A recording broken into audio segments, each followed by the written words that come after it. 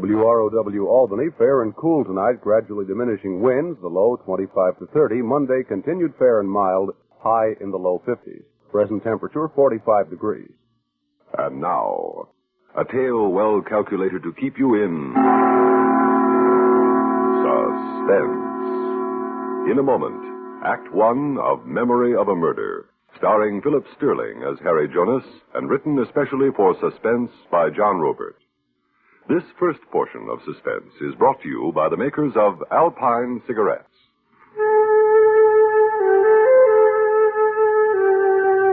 What's it like to smoke an Alpine? Well, it's like many fresh little things that please you.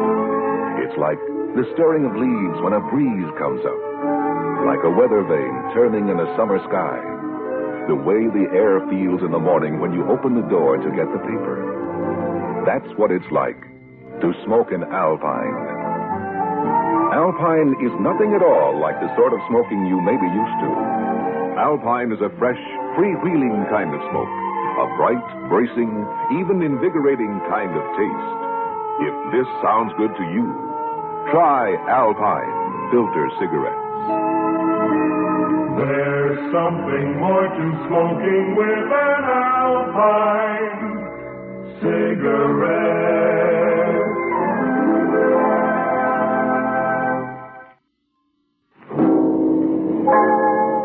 I let my thoughts project once. It was while I was sitting on a bench in Cumberland Park. I saw a scene suspended in time. I saw it, just me and nobody else, like I was getting a sneak preview of something yet to happen, or maybe something that had already happened. An old scene that keeps wandering in space because it never found its place in time. In the scene, there's a young guy screaming. A scream of terror. The scream of a man looking into the face of his murderer. It's in Wingate Cemetery. In the scene, I'm hiding behind a tombstone, watching a gravedigger working away by lantern light. There's a body on the ground. A young man, blue in the face where the moon touches his cheeks, and very dead. The digging stops, then soon the earth is restored. The digger is a tall man with sunken cheeks like deep holes in his face. The last thing he does is pick up an object that looks like it might have fallen from the corpse's pocket. He examines it, then heaves it in the direction of my hiding place. It hits the tombstone I'm hiding behind. When I can, I pick it up. It's a medal, the size of $50. There's an engraving on it, Queen Isabella of Spain, and the words Buen Éxito, meaning good luck in Spanish. Then I lose the digger. The following day, I find him again. I find him on a colored poster nailed against the wall of the Pageant Theater. There was his picture. A tall man with sunken cheeks wearing a flowing black cape. The poster read, Constantine, Prince of Illusion, assisted by the beautiful Marietta. Constantine, Prince of Illusion was a vaudeville act. There was a guy outside the theater nailing up a sign. Man wanted, it read, apply inside. I applied outside. I'll take that job, mister. What? You don't even know what the job is. I'm adaptable. I learn fast. It's sweeping floors. Well, I'm a whiz with a broom. It's troubleshooting backstage. If a wire shorts or a fire starts... I've been handling trouble since I was born. What's your name? Harry Jonas. All right, I'm Charlie Prince, the theater manager. Okay, Harry, looks like you've got the job. Well, maybe a better way to put it, Mr. Prince. The job's got me. The job did have me. I saw to the floors, changed fuses when they blew, and announced the acts from 1 p.m. to closing.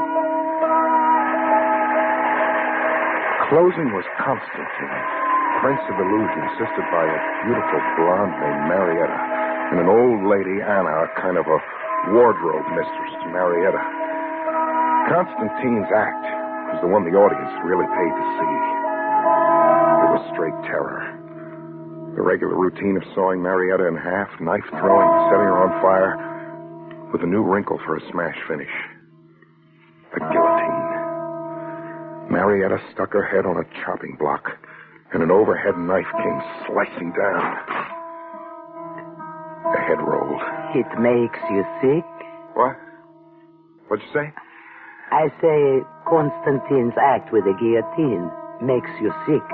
It was old Anna, the woman who got Marietta in and out of her costumes. Yeah, it looks so real. It gave me the shivers.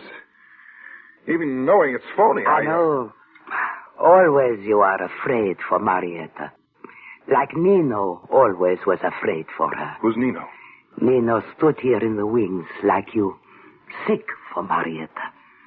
I asked you, who's Nino? You have his job now. And you have his medal. What? I have his what? Nino's medal. With the face of Queen Isabella. What? I saw it in your hand today. A lucky medal for most. But for Nino, very unlucky. It is one of a kind. Take care not to lose it. Anna, wait!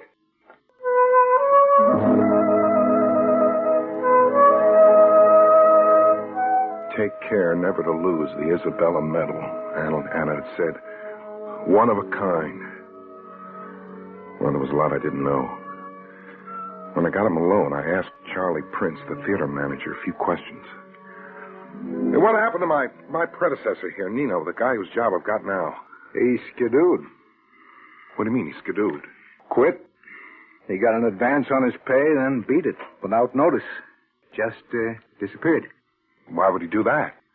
Constantine. Nino and Marietta were sweet on each other, and Constantine was pretty jealous. As a tip for you on how to hold your job here. And stay away from Marietta, huh? You get the idea, Harry. You get the idea.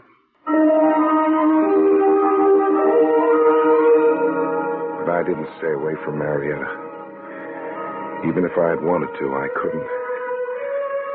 I joined Marietta in her dressing room an hour before the theater opened. Got something I have to show you, Marietta. The lady on it is Queen Isabella.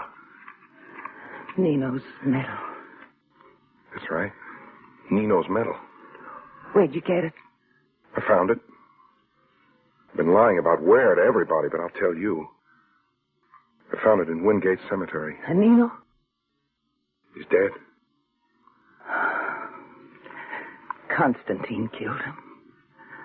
I knew Constantine would kill him. I only saw Constantine bury him. Why would Constantine kill Nino? Because he was insanely jealous of Nino. Jealous enough to commit murder? You don't know Constantine. Are you involved somewhere? Yes. Yes, and Constantine will see to it that I'm blamed for the murder of Nino along with everything else. What is everything else? Robbery. Constantine's not just a paid performer. He's also a master thief. And Nino was his accomplice? Yeah. And you? And me too. You're asking me to protect Constantine? No. Just to protect me. My reason for protecting you? It's in your eyes. Huh. You're sure of your men, aren't you?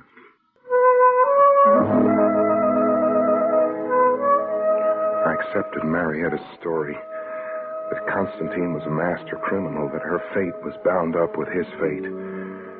I worked at my job and I announced the acts, and Marietta on the chopping block still gave me the shivers. One night, she seemed to hesitate before putting her head on the block as if she was afraid. See how Marietta is afraid. Yeah, Anna, she looked scared stiff. Marietta knows Constantine means to kill her tonight. In front of 1,000 people, he wouldn't dare. It will be an accident. Something goes wrong and Marietta is killed. Constantine is very clever. And I've got to stop him. It is too late to stop him. See, the knife comes down. No, wait, stop! Marietta! As always, a head rolled. If it was phony, it was a perfect illusion. If it was phony. For the first time, there was blood. Blood as real as if Marietta had been beheaded. Blood spattered the stage, and Marietta's head rolled, then lay still in the purple light. As the curtain came down, the audience was applauding, so it was only an act. I went for Constantine's throat. Constantine! Yes? Oh, but... You killed Marietta deliberately. It wasn't any accident. You crazy! You won't palm it off as an accident. Harry, stop. Marietta. But You thought I'd really lost my head. Yeah. All the blood. Examine it, idiot. Is it really blood? Oh, no. No, it all seems so real. Even the phony head looked real. The man's insane. Come on, Marietta. I won't forget that you tried to strangle me, Harry Jonas.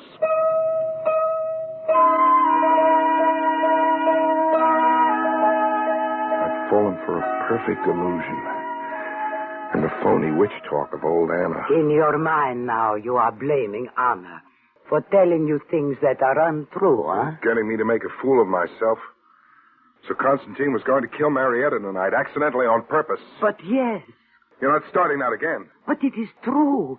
It is another accident that Marietta still lives. One accident canceling out another, huh? Yes. Mr. Charlie Prince saved Marietta's life. How? He moved the guillotine knife just enough away to save Marietta's beautiful head.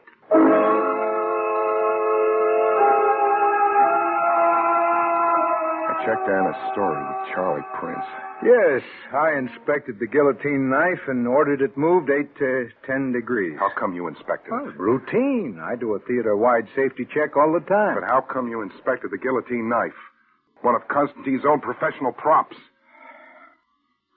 Marietta asked me to. She said the act had her nervous, and could I adjust the position of the knife even if it meant the illusion would lose something. Marietta didn't want to lose her head for love of the act. Oh, Harry, what in the devil are you driving at? Look, Harry, if there's something you think you know... I don't only think.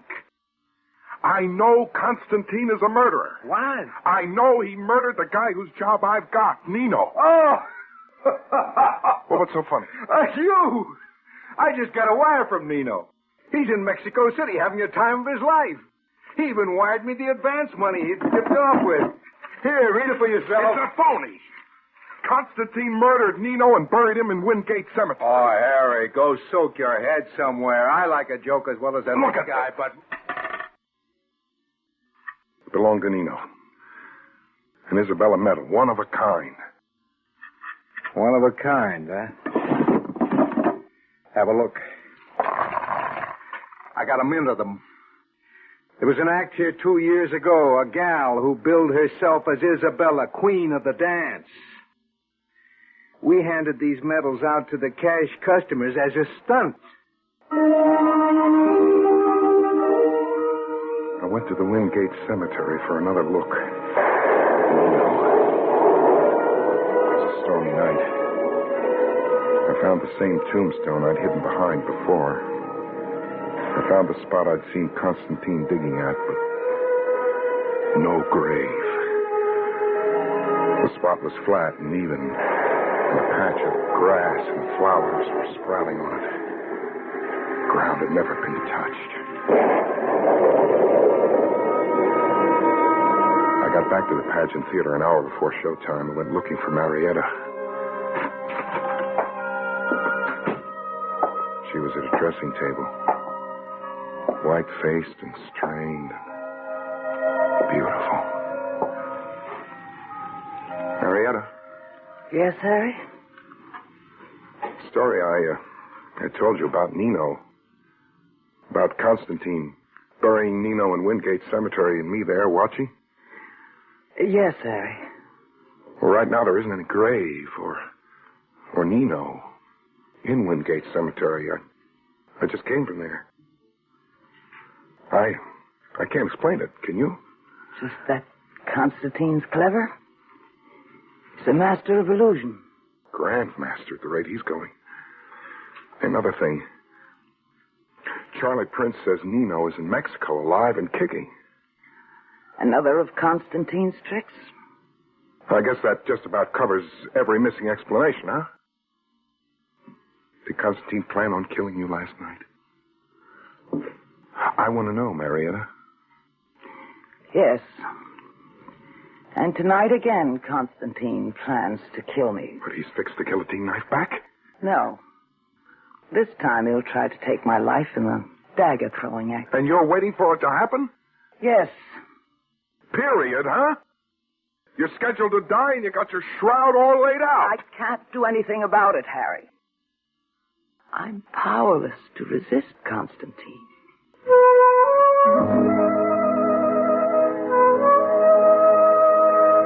Funny thing, I was in kind of a spell myself.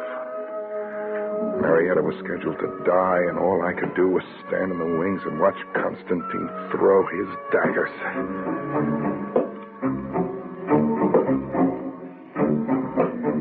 The daggers bit into the wooden frame. I watched him hold the last dagger, and I could tell by his face that this was it. That this was the dagger. It was going to be murder by accident. I didn't need old Anna pulling at my sleeve to tell me. His dagger goes to her heart. Watch. I couldn't do anything for Marietta if I wanted to. My legs felt nailed to the floor. I saw the dagger aim and go. Marietta screamed before I hit her. Right into her heart. The dagger bit right into her heart. Blood spurted, soaking her costume. I heard the audience applaud as the curtain dropped. They thought it was all part of the act. I came out of my paralysis and went for Constantine. I pulled a dagger out of the board. Marietta was impaled against it. Went for him. I got behind him and circled my arm around his neck. Constantine, I'm going to kill her. I'm going to give you what you gave Marietta. Don't. I fought. Constantine grabbed for the dagger, twisting my arm and turning the blade around to me, turning the blade into my chest and ripping across and opening it before I could finally strike home.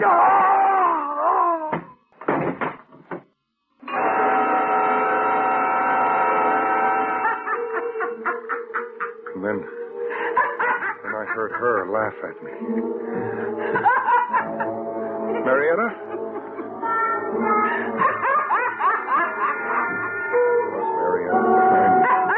Laughing. The old lady, Anna, over Constantine's body, she was laughing. Both of them, as if some bet they'd made had paid off. I got it finally. I played Patsy and murdered Constantine the way Marietta wanted it. I'd been set up to do it, and I'd done it.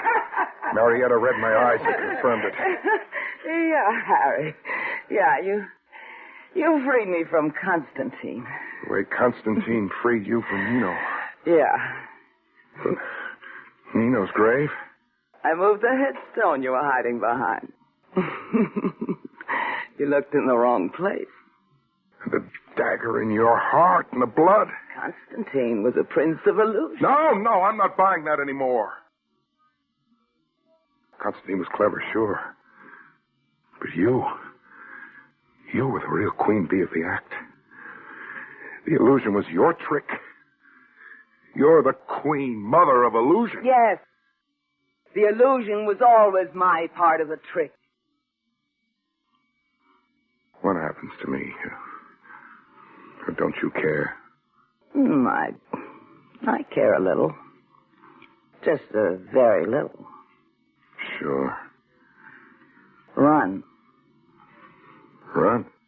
Escape quickly. It's better to be a fugitive murderer than a captured one. Run, Harry. Run!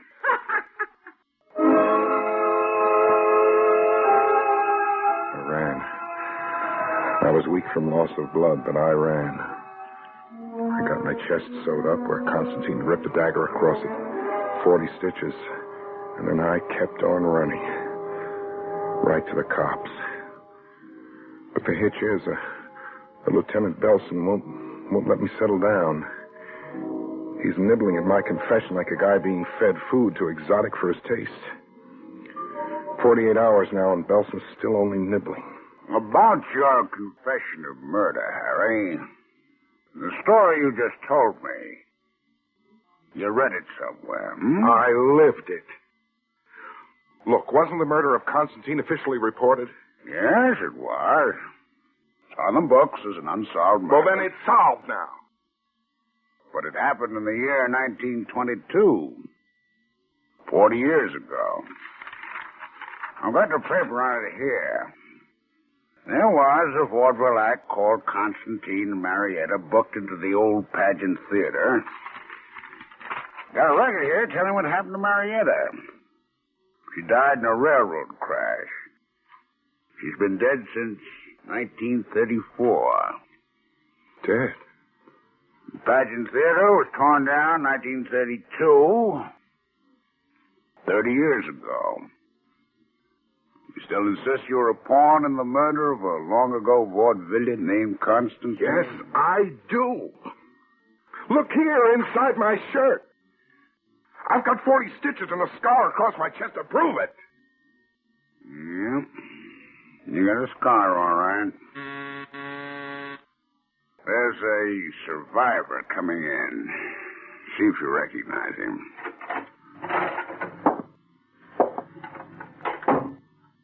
You know this man, Harry? Yeah, sure. It's Charlie Prince, but he's so old. 40 years older. He was 30 then. He's almost 70 now. Mr. Prince, do you know this man? Is he the one you told me about, Lieutenant? Yes, he's the one. Never saw him before. Never saw me before, Charlie. You hired me right off the sidewalk. You were nailing up a man wanted sign, and I applied right on the spot. Yeah? That's how it happened, all right. Way back. The lad came up and had me take down the sign right there. But how could you know about that? Because I was the lad. Crazy, son. Crazy as a What do you law. mean I'm crazy? Why are you both looking at me as if I am crazy? Harry, it all happened 40 years ago. Okay, so some things get lost in space. Some things never find their place in time. But it's all true. Is it? 40 years ago, Harry? How old are you now? How old? Don't bother answering. You're closer to your 25th birthday than you are to your 30th. Well, I don't even give him that much, Lieutenant. I say he's not a minute more than 21. Face up to it, Harry. You read the story somewhere and made it your own. Lieutenant, are you sure? Are you really sure it happened like that? Am I sure? Harry, of course I'm sure. Aren't you?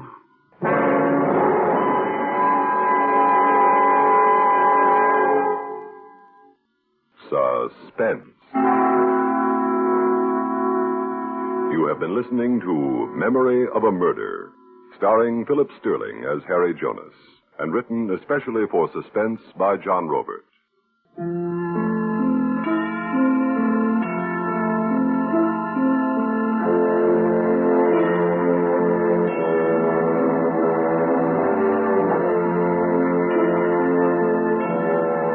Suspense is produced and directed by Bruno Zerato, Jr., music supervision by Ethel Huber.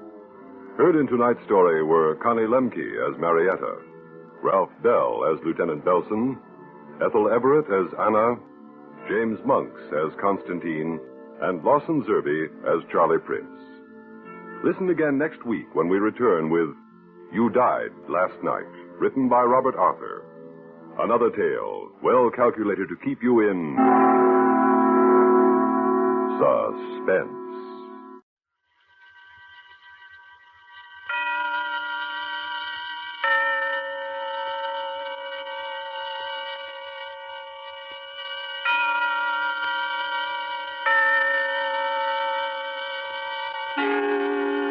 Suspense.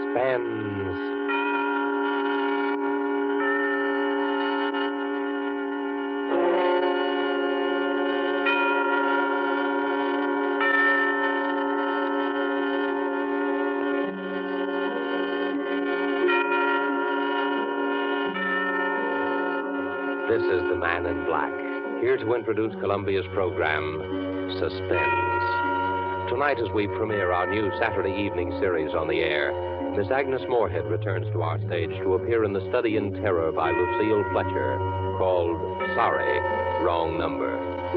This story of a woman who accidentally overheard a conversation with death and who strove frantically to prevent murder from claiming an innocent victim is being repeated by popular request as tonight's tale of Suspense. If you've been with us before, you will know that suspense is compounded of mystery and suspicion and dangerous adventure. In this series are tales calculated to intrigue you, to stir your nerves, to offer you a precarious situation, and then withhold the solution until the last possible moment. And so it is with the story Sorry, Wrong Number, and the performance of Miss Agnes Moorehead. We again hope to keep you in suspense.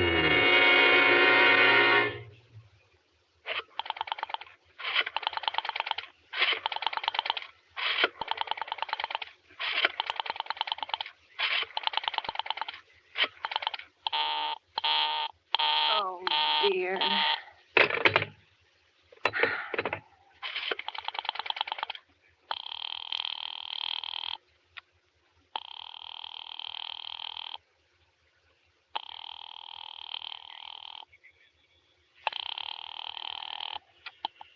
Your call, please. Operator, I've been dialing Murray Hill 70093 now for the last 3/4 of an hour, and the line is always busy. I don't see how it could be busy that long. Will you try it for me, please? I will be glad to try that number for you. One moment, please. I don't see how it could be busy all this time. It's my husband's office. He's working late tonight, and I'm all alone here in the house. My health is very poor, and I've been feeling so nervous all day. Ringing Murray Hill 70093.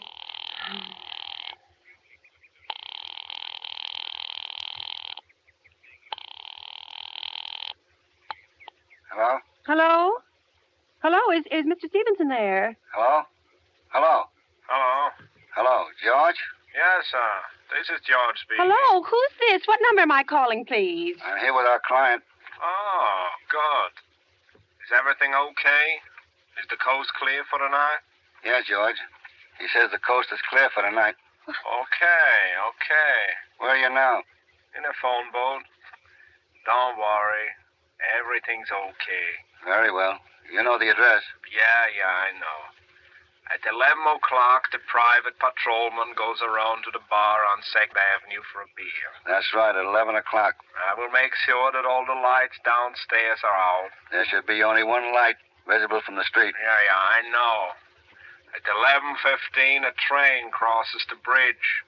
It makes a noise in case her window is open and she should scream. Oh, hello. What number is this, please? Okay, I understand, I tell you. That's 11:15, the train. Yeah. Do you remember everything else, George? Yeah, I make it quick. As little blood as possible. Because our client does not wish to make her suffer long. That's right. You'll use a knife? Yes, a knife will be okay. Then afterwards, I remove the rings and the bracelets and the jewelry in the bureau drawer. Because our client wishes it to look like simple robbery. Don't worry. Everything's okay. I never... Oh, how awful. How unspeakably awful. Oh. The operator. Oh. Your call, please. Operator, I've just been cut off. I'm sorry. What number were you calling? Why, it was supposed to be Murray Hill 70093, but it wasn't. Some wires must have got crossed. I was cut into a wrong number, and I've just heard the most dreadful thing, something about a murder. And, operator, you simply have to retrace that call at once. I beg your pardon. May I help you? Oh, I know it was a wrong number, and I had no business listening, but these two men, they were cold-blooded fiends. They were going to murder somebody, some poor innocent woman who was all alone in a house near a bridge, and we've got to stop them. We've got to. What number were you calling, Well, please? that doesn't matter. This was a wrong number, and you dialed dialed it for me, and we've got to find out what it was immediately. What number did you call? Oh, why are you so stupid? What time is it? Do you mean to tell me you can't find out what that number was just now? I'll connect you with the chief operator. Oh, I think it's perfectly shameful. Now, look, it was obviously a case of some little slip of the finger. I told you to try Murray Hill 70093 for me. You dialed it, but your finger must have slipped, and I was connected with some other number. And I could hear them, but they couldn't hear me. Now, I simply fail to see why you couldn't make that same mistake again on purpose, why you couldn't try to dial Murray Hill 70093 in the same sort of careless way. Murray Hill 70093? Yes. I'll try to get it for you. Oh, thank you.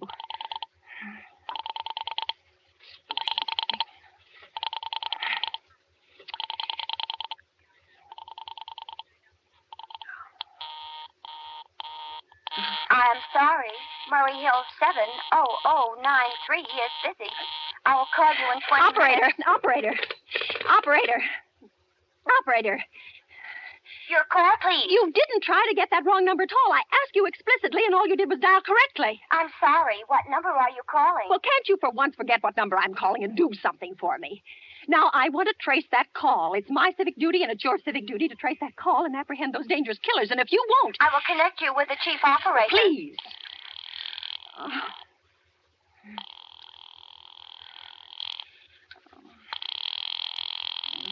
dear. This is the chief operator. Oh, chief operator, I want you to trace a telephone call immediately. I don't know where it came from or who was making it, but it's absolutely necessary that it be tracked down because it was about a murder that someone's planning, a terrible, cold-blooded murder of a poor, innocent woman tonight at 11:15. I see. Well, can you trace it for me? Can you track down those men? I'm not certain. It depends. Well, it depends on what? It depends on whether the call is still going on. If it's a live call, we can trace it on the equipment. If it's been disconnected, we can't. Disconnect? If the parties have stopped talking to each other. Oh, but of course, they must have stopped talking to each other by now. That was at least 5 minutes ago, and they didn't sound like the type who would make a long call. Well, I can try tracing it. May I have your name, please? Mrs. Stevenson. Mrs. Albert Stevenson. But listen... And your telephone number, please? Plaza 42295. But if you go on wasting all this time... Why do you want this call traced, please? What?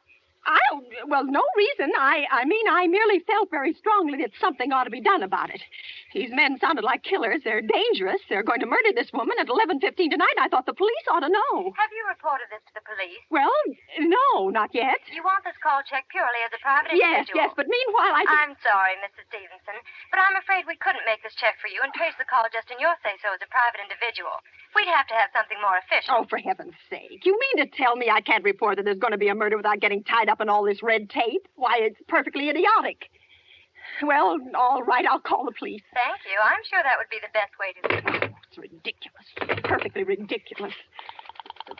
I can't see why you have to go to all this trouble. Oh.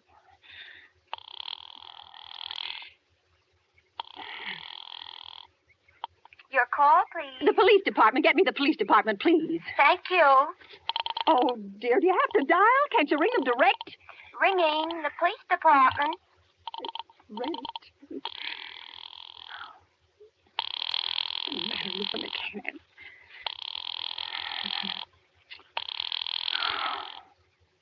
Police station, precinct 43, Sergeant Martin speaking. Police department, this is Mrs. Stevenson, Mrs. Albert Smythe Stevenson of 53 North Sutton Place. I'm calling up to report a murder. I mean, the murder hasn't been committed yet, but I just overheard plans for it over the telephone, over a wrong number that the operator gave me. I've been trying to trace down the call myself, but everybody is so stupid, and I guess in the end you're the only people who can do anything. Yes, ma'am. It was a perfectly definite murder. I heard their plans distinctly. 2 men were talking, and they were going to murder some woman at 11:15 tonight. She lived in a house near a bridge. Are you listening to me? Huh? Yes, ma'am. Yeah, and there was a private patrolman on the street. He was going to go around for a beer on 2nd Avenue, and there was some third man, a client, who was paying to have this poor woman murdered. They were going to take her rings and bracelets and use a knife. Well, it's unnerved me dreadfully, and I'm not well, and I'm just so nervous. When was all this, ma'am? About 8 minutes ago. Oh, then you can do something. You do understand. What is your name, ma'am? Mrs. Stevenson, Mrs. Elbert Stevenson. And your address? 53 North Sutton Place. 53 North Sutton Place. That's near a bridge, the Queensboro Bridge, you know, and we have a private patrolman on our street. And second... And what was the number you were calling? Murray Hill 70093. But that wasn't the number I overheard. I mean, Murray Hill 70093 is my husband's office. He's working late tonight, and I was trying to reach him to ask him to come home. I'm an invalid, you know, and it's the maid's night off, and I hate to be alone, even though he says I'm perfectly safe as long as I have the telephone right beside my bed. Well, we'll look into it, Mrs. Stevenson, and see if we can check it with the telephone. But the telephone company said they couldn't check the call if the parties had stopped talking. I've already taken care of that. Oh, you have? Yes, and personally, I feel you ought to do something far more immediate and drastic than just check the call. What good does checking the call do if they stop talking? By the time you tracked it down, they'll already have committed the murder. Well, we'll take care of it, don't you worry. Well, I'd say the whole thing calls for a search, a complete and thorough search of the whole city. Now, I'm very near the bridge, and I'm not far from 2nd Avenue. And I know I'd feel a whole lot better if you sent around a radio car to this neighborhood at once. And what makes you think the murder is going to be committed in your neighborhood, ma'am? Well, I don't know. Only the coincidence is so horrible. 2nd Avenue, the patrolman, the bridge. 2nd Avenue is a very long street, ma'am. And you know how many bridges there are in the city of New York alone. Yes, I know. Not to mention Brooklyn, Staten Island, Queens, and the Bronx. I know that. How do you know there isn't some little house on Staten Island on some little 2nd Avenue you've never even heard about? Well, how do you know they're even talking about New York at all? But I heard the call on the New York dialing system. Maybe it was a long-distance call you overheard. Oh, don't. Telephones are funny things. Look, lady, why don't you look at it this way? Supposing you hadn't broken in on that telephone call. But... Supposing you'd got your husband the way you always do. You wouldn't be so upset, would you? Well, no, I suppose not. Only it sounded so inhuman, so cold-blooded. A lot of murders are plotted in this city every day, ma'am. We manage to prevent almost all of them. Well... But a clue of this kind is so vague. Isn't much more use to us than no clue at all. But surely you... Unless, of course, you have some reason for thinking this call was phony and that someone may be planning to murder you. Me? Oh, no. No, I hardly think so. I mean, why should anybody? I'm alone all day and night. I see nobody except my maid Eloise, and she's a big girl. She weighs 200 pounds. She's too lazy to bring up my breakfast tray, and the only other person is my husband, Albert. He's crazy about me. He just adores me. He waits on me hand and foot. He's scarcely left my side since I took sick 12 years ago. Well, then there's nothing for you to worry about. Now, if you'll just leave the rest of this to us, we'll take care of it. But what will you do? It's so late. It's nearly 11 now. We'll take care of it, Well, lady. will you broadcast it all over the city and send out squads and warn your radio cars to watch out, especially in suspicious neighborhoods like mine? Lady, I said we'd take care of it. But... Just now, I've got a couple of other matters here on my desk that require immediate attention. Good night, ma'am, and thank you. Oh, you idiot. Oh, now why did I hang up the phone like that? He'll think I am a fool. Oh, why doesn't Albert come home? Why doesn't he? Why doesn't he? Oh. Oh. So nervous.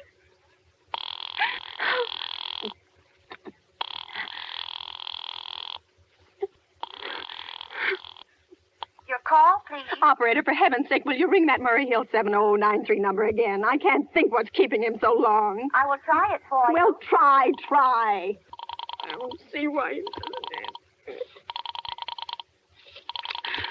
Oh. I'm sorry. Murray Hill 70093 is busy. I will call I you can in hear 20 it. You minutes. don't have to tell me. I know it's busy. Oh. If I could only get out of this bed for a little while. If I could get a breath of fresh air or just lean out of the window and see the street. Hello, Albert? Hello? Hello? Hello? Oh, what's the matter with this phone? Hello? Oh. Hello? Hello? Oh, for heaven's sake, who is this? Hello? Oh, hello? Oh, who's trying to call me?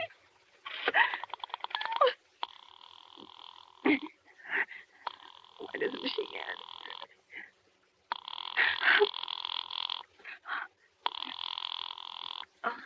Your call, please. Hello, operator. I don't know what's the matter with this telephone tonight, but it's positively driving me crazy. I've never seen such inefficient, miserable service. Now, look. I'm an invalid, and I'm very nervous, and I'm not supposed to be annoyed.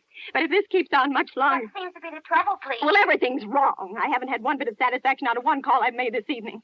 The whole world could be murdered for all you people care. And now my phone keeps ringing and ringing and ringing and ringing every 5 seconds or so, and when I pick it up, there's no one there. I'm sorry. If you will hang up, I will test it for you. I don't want you to test it for me. I want you to put that call through, whatever it is, at once.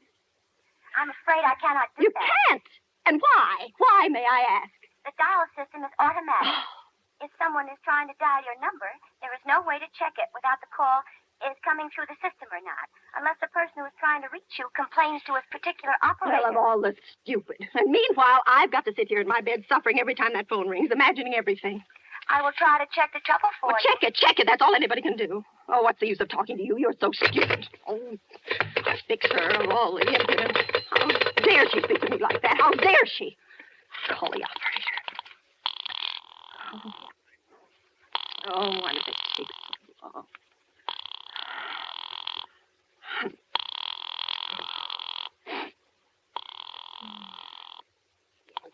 Your call, please. Young woman, I don't know your name, but there are ways of finding you out. And I'm going to report you to your superiors for the most unpardonable rudeness and insolence it's ever been my privilege. Give me the business office at once. You may dial that number direct. Dial it direct? I'll do no such thing. I don't even know the number. The number is in the directory, or you may secure it by dialing information. Listen here, you... Oh, what's the use? Oh, dear. Oh, for heaven's sake, I'm going out of my mind, out of my... Hello? Stop ringing me, do you hear? Answer me, who is this? You realize you're driving me crazy? Who is calling me? What are you doing it for? Now, stop it! Hello? If you don't stop ringing me, I'm going to call the police. You hear? The police! Oh, if Albert would only come home. Oh, let it ring. Let it go on ringing. It's a trick of some kind. I won't answer. I won't even if it goes on ringing all night. Oh, you ring. Go ahead and ring. Oh.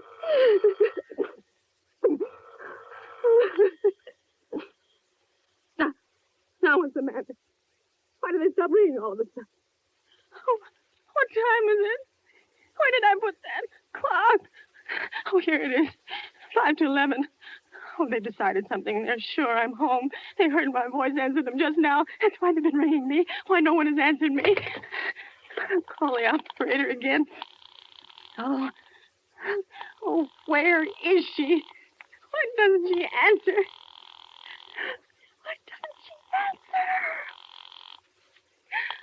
Oh, please. Your call, please. Where were you just now? Why didn't you answer at once? Give me the police department. Oh, she's sorry.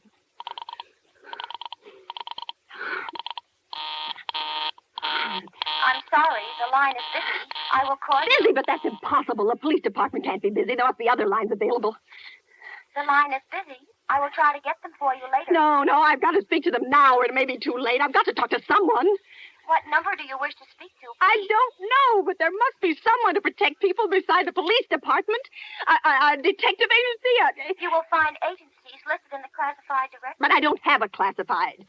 I mean, I'm too nervous to look it up, and I don't know how to use it. I'll connect you with information. Perhaps she will be able to help you. No.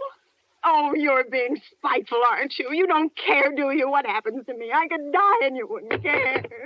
Oh, stop it. I can't stand anymore. Hello, what do you want? Stop ringing, will you? Stop it. Hello, is this Plaza 42295? Yes, I'm sorry. This is Plaza 42295. This is Western Union. I have a telegram here for Mrs. Albert Stevenson. Is there anyone there to receive the message? I'm Mrs. Stevenson. The telegram is as follows. Mrs. Albert Stevenson, 53 North Sutton Place, New York. Darling, terribly sorry. Tried to get you for last hour, but line busy. Leaving for Boston 11 p.m. tonight on urgent business. Back tomorrow afternoon. Keep happy. Love, signed, Albert. Oh, no. Do you wish us to deliver a copy of the message? No, thank you. Thank you, madam. Good night. Good night. Oh, no. No, I don't believe it. He couldn't do it. Not when he knows I'll be all alone. It's some trick. Some fiendish trick. Oh, it's some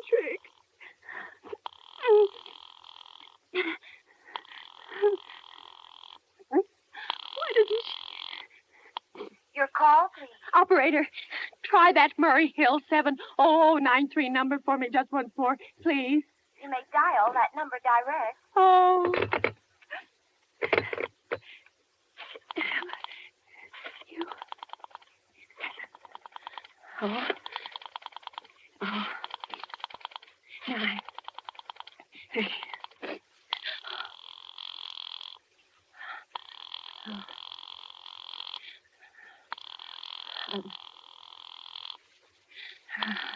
Oh. Oh. He's gone. He's gone. Oh, Elmer, how could you? How could you? How could you? I can't be alone tonight. I can't. If I'm alone one more second, I'll go mad. I don't care what he says or what the expense is. I'm a sick woman. I'm entitled. I'm entitled to be here. Oh, my sister, John. Do something. Information. May I help you? I want the telephone number of Henchley Hospital. Henchley Hospital? Do you have the street address? No. It's somewhere in the 70s. It's a very small, private, and exclusive hospital where I had my appendix out 2 years ago. Henchley. H-E-N... One moment, please. Please hurry. And please, what is the time? You may find out the time by dialing Meridian 71212. Oh, for heaven's sake, I've no time to be dialing. The number of Henchley Hospital is Butterfield 70105. Butterfield 70105. You 7 0 1 0 5. No. Oh.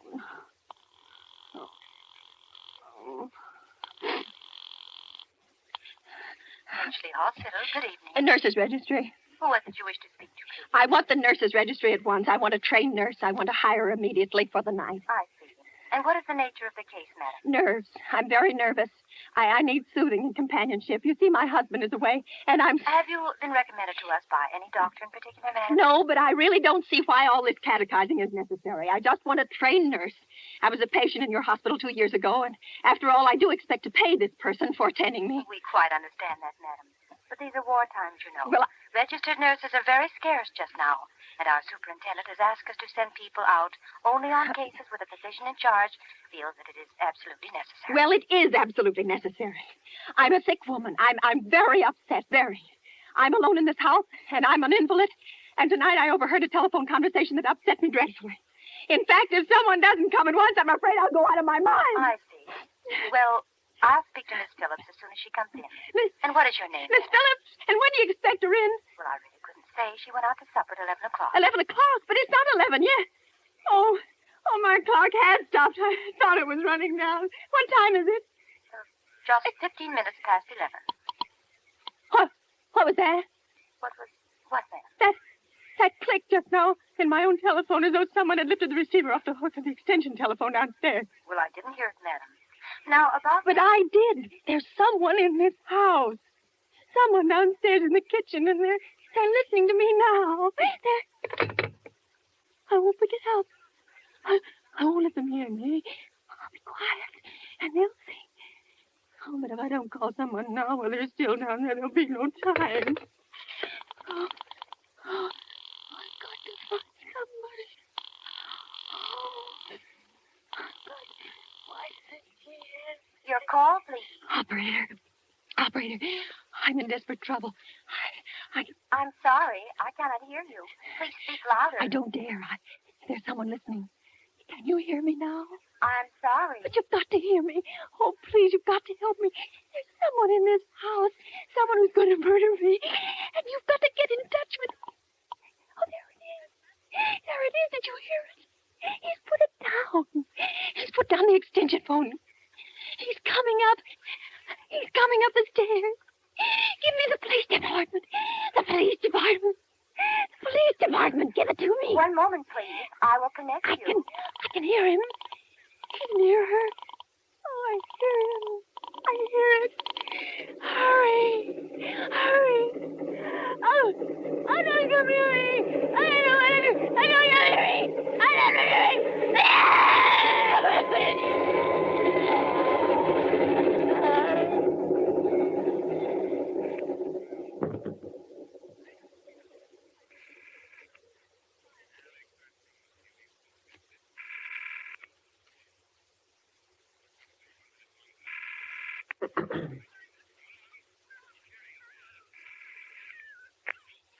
Police Department, Sergeant Martin speaking. Police Department, Sergeant Martin speaking. Police Department, Sergeant Martin speaking. Police Department, Sergeant Martin speaking. Police Department? Oh, I'm sorry. I must have got the wrong number. Don't worry. Everything's okay.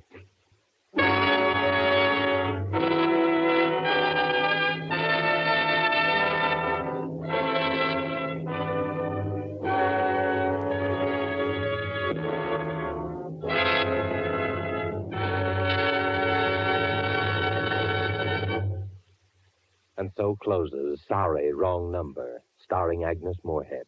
Tonight's tale of Suspense.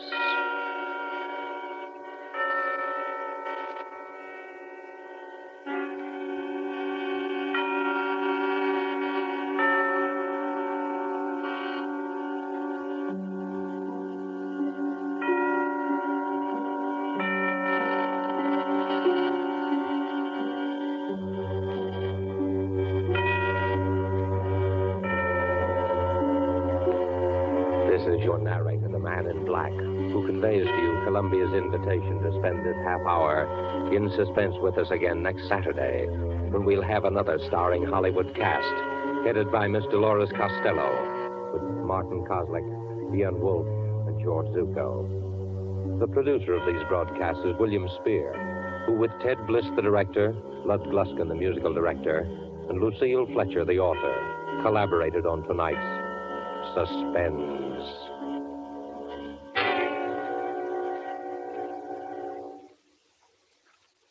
The entire country is waiting in suspense for the answer to this important question. Will the United States Cadet Nurse Corps reach its goal of enrolling 65,000 student nurses before the end of 1943? For if it doesn't, this country faces the prospect of needless suffering and loss of life at a time when our full health and energy are needed to win the war. What are you girls from 17 or 18 to 35 going to do about it? If you're a high school graduate in good health, you're eligible for a scholarship which will pay you all your expenses while you're learning to be of service to your fellow man. Not only will you receive a personal spending allowance of $15 a month for the first 9 months in training, $20 a month for the following 21 months, and then $30 a month until graduation, but you will, in addition to this personal allowance, receive allowances for room, board, health and laboratory fees, books, and other incidental expenses. This is your chance to do something for yourself while you're doing something big for your country. You're needed now, so write immediately to the U.S. Cadet Nurses Corps, Box 88, New York, or to any nursing school of your choice, and they will furnish you with all the essential information. You are needed now, so act now. This is...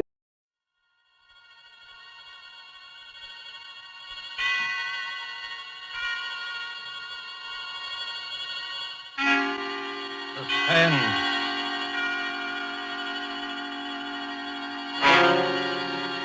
This is the man in black, here again to introduce Columbia's program, Suspense. In our starring Hollywood cast this evening is Mr. Peter Lorre, who appears as a mysterious gentleman called George Ravel. Miss Wendy Berry plays our worried heroine, Marjorie. Mr. George Zuko is the lawyer, Alex Stevens.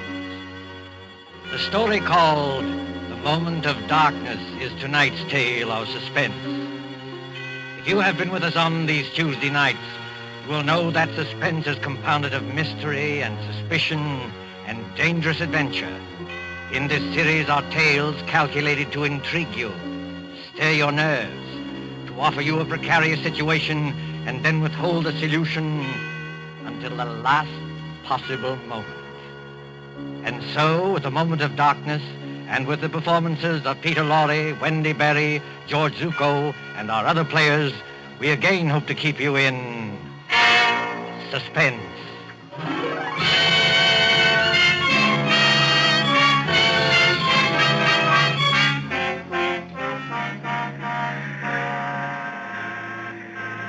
The Train Bleu crack express train from Paris to the French Riviera, which in these carefree days before the war used to make the journey from Paris to Nice overnight. At the Gare du Sud on this particular mild spring evening, the train with its glistening wagon-lits or sleeping cars waits in a station filled with smoke and the iron coughing of engines. You can hear the excited crowd and the slamming of compartment doors. You can see the guard standing by with his watch in hand, with his horn ready to blow as a signal. En voiture, messieurs les voyageurs! En voiture! À bientôt! Better get in, Emily. The train just about ready to start. Commotion there. The last moment just before the signal, a girl in a light summer dress, carrying a small suitcase, hurries along the platform towards car number 10. The girl is blonde and evidently English, and as she hurries towards the guard... En voiture! Dépêchez-vous, mademoiselle. Hurry up, please. Oh, yes, of course. Is this carriage number 10? Oui, mademoiselle, numéro 10. Hurry up, please. Thank you. I'll get in. Et maintenant...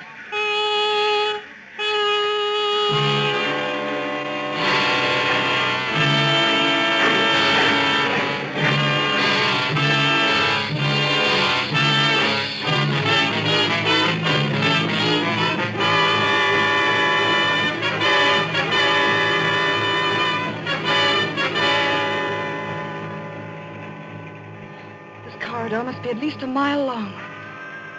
Car 10. Compartment number 6. Compartment number 6. Compartment... Oh, here it is. Yes, come in. Mr. Stevens, Oh, I beg your pardon. That's quite all right. Won't you come in? I thought this was Mr. Stevens' compartment. It is his compartment. I'm sharing it with him. He is on the train, isn't he? Oh, yes. He's going to look for some luggage that failed to turn up. In the meantime, won't you come in and sit down? Thank you. As an old friend of Toby Stevens... Why do you smile? Nothing. It's just odd to hear a dignified man like Mr. Stevens called Toby. That's all. Well, it suits him. As an old friend of his anyway, may I introduce myself? I'm Ken Blake, on vacation from the American consulate in London. How do you do? My name is Gray, Marjorie Gray. I most particularly wanted to have a word with Mr. Stevens. Miss Gray, will you pardon my impertinence if I ask... Ask what? Whether it's about your Aunt Hester at Monte Carlo and the man who seemed so determined to scare her to death. You know about that? Yes, a little. After all, that's why Toby's left his law practice and come all the way from London. He said... Mr. Stevens. Marjorie. Great Scott, what are you doing here? I came up from Monte Carlo, especially to see you. I thought I'd find you in Paris, but when I got to your hotel, they told me you'd gone. Cook said they'd reserved a compartment on this train for you. So, well, here I am. But why? Before you see Aunt Hester, Mr. Stevens, I want to know what you meant by that letter you wrote me. I meant exactly what I said, Marjorie. I'm going to expose this faker, George Revel. Excuse me, if you two want to talk, I'll just clear out of here. No, Ken, stay where you are. Really, Mr. Stevens? You've made an impression on her, Ken. When the girl suddenly becomes thoroughly British after spending half her life on the Riviera, well, you've made an impression. Don't talk like that, Toby. She won't get annoyed with you for saying it. She'll just get annoyed with me. Marjorie, this is Ken Blake. We've met, thanks. I asked him to come along with me, and for a very good reason. Indeed? Ken was for years at the American consulate in Paris. He knows all the heads of the Sûreté Générale, that's the Scotland Yard of France. And in particular, he knows the great detective Flamand, who's the chef de Sûreté. I thought Ken might be very useful when we nab Revel. But I tell you, Revel is dangerous. Dangerous, my eye. Something's going to happen. I know something dreadful's going to happen. Now, let's face the situation, Marjorie. Your Aunt Hester is middle-aged, wealthy, and, Oh, if only Uncle Paul hadn't died. He was the decentest person I ever knew. But he did die, my dear, and Hester can't be consoled. She can't eat, she can't sleep, she can't think of anything except getting in touch with his spirit. Along comes this faker Revel to give seances. I wonder if he is a faker. You're not falling for this Tommy rot, surely? Really, Mr. Blake, if I'd asked for your advice in this matter... I beg your pardon, Miss Gray. When we get to Nice, I'll take the first train back to Paris. No, wait, please. I didn't mean to be rude. It's nice of you to help us, but it's the whole atmosphere of Monte Carlo. Well, that's quite all right, my dear. We understand. Of course. There's Aunt Hester in that villa over the Mediterranean. There's Ravel, all thin and quiet and swarthy, with those somber-looking eyes of his. He seems to dominate her, just as Mr. Stevens used to. Dominate her, my dear? That's rather a strong word for an easygoing old buffer like me. The things Ravel does at those seances are terrifying. I don't know whether he's an imposter or not, but I am sure nobody else can do what he does. Now there, Marjorie, is where you're wrong. I can. You can? Yes. I promise to duplicate in front of your aunt every single trick Ravel ever performed. Oh, but that's impossible. Is it? Wait and see. I'll put it up to Mr. Blake. It isn't merely that Ravel is tied up, tied hand and foot in a chair, while these horrible things are going on. I know there are people who can get out of ropes and back into them again. But Ravel lets you take one precaution that shows there can't be any trickery. Oh? And what is that precaution? Just before the lights go out, he takes a piece of white paper. Well? He puts one under each foot. You take a pencil and draw an outline around the shoe on the paper. If he moved the millionth fraction of an inch, it would show in the outline later. But it never does. Well, look here, Toby, that's a bad one. Why does it strike you as being so funny? Because I can do it, too. Just give me a moment of darkness, that's all. You mean he gets out of his shoes or something like that? No, he could hardly get out of his shoes and back into them without disturbing the outline. Then he doesn't leave his chair after all. On the contrary, he can be all over the room. Well, how in Satan's name does he do it? My dear fellow, there's nothing simple.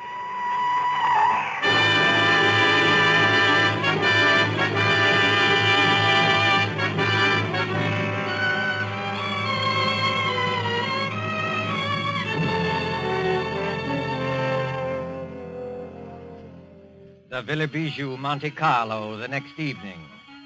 On the lighted terrace, that white villa, overlooking the olive groves and the sea, three people are seated at their ease, enjoying the night air. Below glitters the town, a white palm garden. But even its lamps are dimmed by the firework illuminations from the Promenade des Anglais. When the Principality of Monaco celebrates its ruler's birthday, great rockets go hissing upwards to burst and bloom in colored fires against a black sky.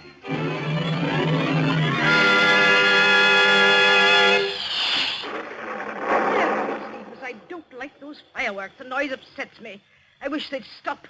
Never mind the fireworks, Hester. You've heard my proposition. Give me an answer. Oh, what's more, you spilled broth on your jacket at dinner. You're the clumsiest eater I ever saw. Here. Let me take a handkerchief to it. Please, Aunt Hester, won't you answer Mr. Stevens? Why don't you two let me alone, both of you? We're only trying to help you. Don't you believe that? Oh, yes, I believe it, but I'm happy. I talked with my husband twice last week. Now, look here, Hester. This has got to stop. Why? Ravel's a fraud, and I can prove it. If Monsieur Ravel is a fraud, what is he gained by this? Has he not asked for money? I don't know, has he? No, not a penny. You haven't changed your will by any chance? People do queer things sometimes that even their solicitors don't know about. Oh, no, dear, I haven't changed my will. When I die, Marjorie inherits everything. I am a lonely woman. I'm getting old. I haven't got much to look forward to.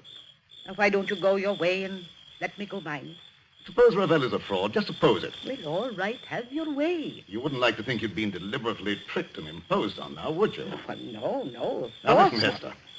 If I prove to you these so-called miracles were really tricks that I can do myself. Oh, don't be ridiculous, Alex Stevens. I offer to prove that here and now. Would that shake your faith a little? Yes, I suppose it would. But how did you become so clever all of a sudden? How did you become so gullible all of a sudden?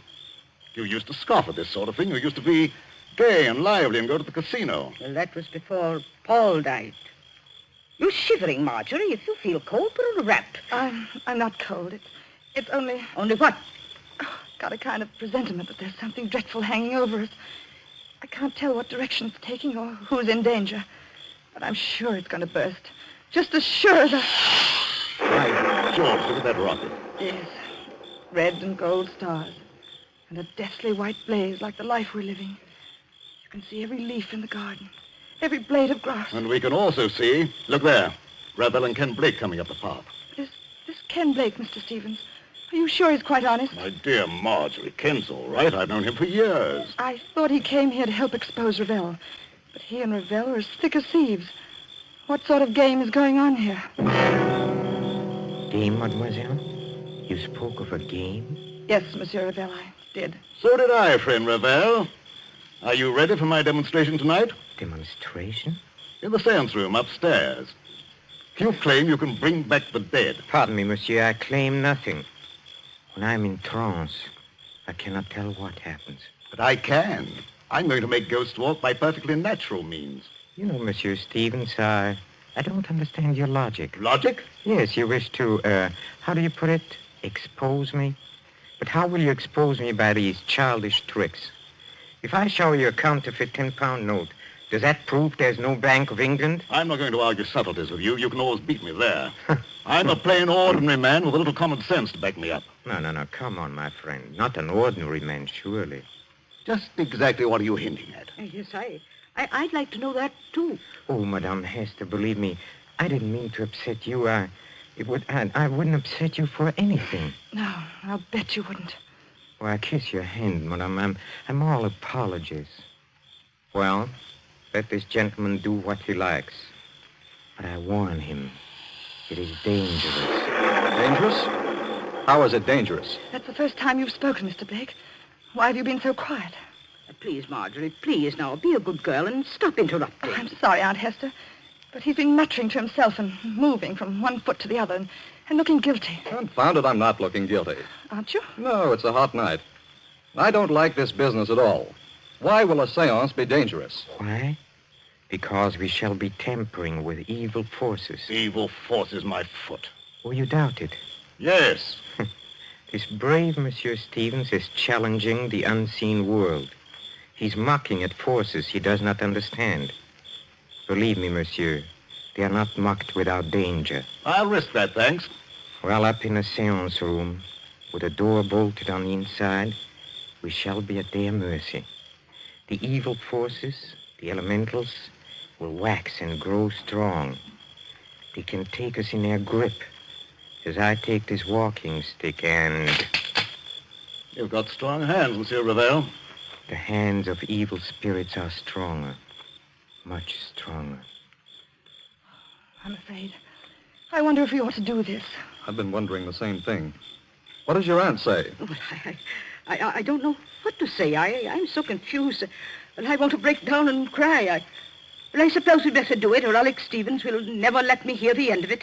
For the last time, monsieur, will you be warned of danger? No. Very well. Oh, Madame Hester. Yes, Monsieur Ravel. Do you believe that I'm an impostor? No, dear, of course not, but... But in your heart, you are not yet convinced. Well, I don't know. I'm not such a fool as some people seem to think. But if something did happen, something to show there are living forces beyond this world, it would convince you utterly? Oh, yes, I suppose it would. Then, shall we allow Monsieur Stevens to go on with his demonstration? I have a feeling we shouldn't do this. Oh, I'm afraid.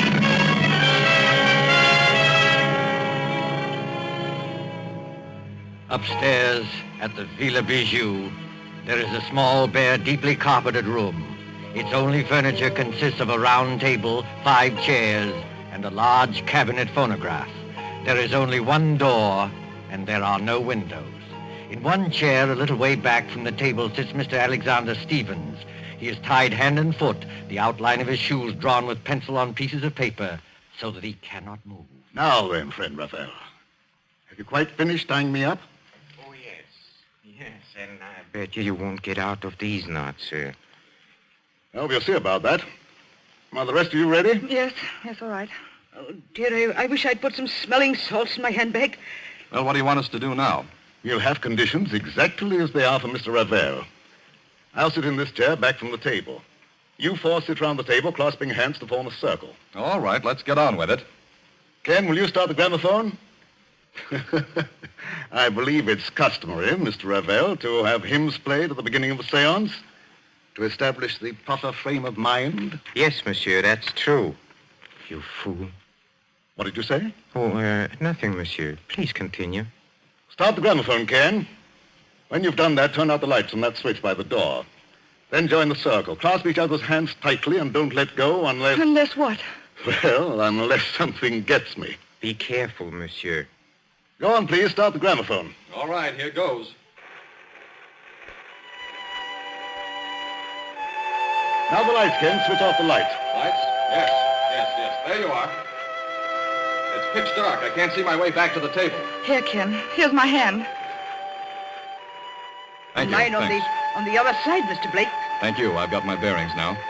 Are all of you clasping the hands of the next person? Then quiet and wait for what's going to happen.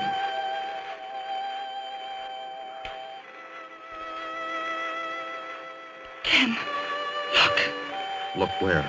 Over there, where Mr. Stevens is sitting. What about it? There's a luminous spot in the dark, about the size of a shilling. Shh. Quiet, please.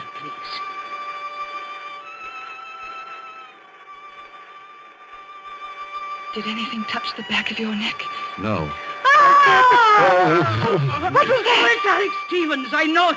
This was not on a program, madame. Break the circle and get those lights on. The luminous spot is still there. Oh, hurry, Ken. I can't see my way in the dark. I don't know which direction the lights are. Wait a minute. Here's the wall. If I grope along here, I ought to find the switch. Yes, here it is. Lights. Quiet. Silence, mademoiselle, if you please. What's wrong with Mr. Stevens? What's that sticking out of his chest? It's the handle of a dagger. And a good deal of blood has soaked through his coat, too. Oh, Monsieur Blake, will you turn off this gramophone? Yes, certainly. But you're not saying that Toby Stevens is dead? I'm afraid he is, my friend. That's a direct heart wound. Perhaps 10 seconds of intense agony, and then the end. Or is the door still bolted from the inside? Yes. Then we are all alone, here. The 4 of us. This rash gentleman, one imagines, did not kill himself. He's too well tied up. I know who killed him. Mr. George Ravel. You did, with luminous paint. I killed him, mademoiselle? With luminous paint? I mean, that was part of the trick. You tied him up. You were the only one who touched him. And? What of that, mademoiselle? Luminous paint doesn't show up in the light. You smeared a little of it on his coat. That showed you exactly where to strike in the dark. I commend your good sense, madame. But there are 2 excellent reasons why I had nothing to do with this. The first reason I must keep to myself, but the second reason can easily be proved. Well, what is it? Well, up to the time that man screamed, you yourself were holding my right hand, and Madame Hester was holding my left hand. Did either of you let go at any time? No. No, that is, I didn't. What about you, Aunt Hester? No, Marjorie did. I didn't let go either. He never moved. Hold on. Wait a minute. Well, monsieur, speak up. I was holding Marjorie's hand on one side and her aunt's on the other. And they didn't move either. Nobody let go or left the circle. That's true. Consequently, none of us could have killed Toby Stevens. Yes, it is true. Somebody must have sneaked in here. Oh, no. As you said yourself, the door is bolted on the inside. Then who the devil did kill him? Well, that's the question. Has anybody ever seen that dagger before? No. It looks like one of those curio things you buy in the shops. Yes, and with the design of wooden scroll work on the handle. No fingerprints will show. Nothing else, except some musical instruments. A tambourine, an accordion, and a speaking trumpet. You know, I blame myself for this. You ought to. Why? Because you killed him. Don't ask me how, but I know why. Indeed, mademoiselle. You found my motive. Yes, I have. You've got Aunt Hester fully believing in you now, haven't you? Easy, Marjorie. In another minute, you'll be talking about forces and elementals and heaven knows what. You'll be saying it was a spirit hand that killed Mr. Stevens, because nobody else could have. Please, Marjorie, brace up. Someone's got to send for the police. Why don't you send for the police, Ken? Couldn't you help us there? Help you? How? Mr. Stevens said you knew the heads of the Sûreté. He said you knew this man Flamand, who's supposed to be the greatest detective in France. Oh, but this isn't French territory. Monte Carlo is the independent state of Monaco. I'm sorry, Marjorie. Ordinarily, I might have helped. You mean you won't help us? I'm sorry, Marjorie. I can't. Then I've got to help myself. George Ravel, you killed Mr. Stevens. But how? Yes, how?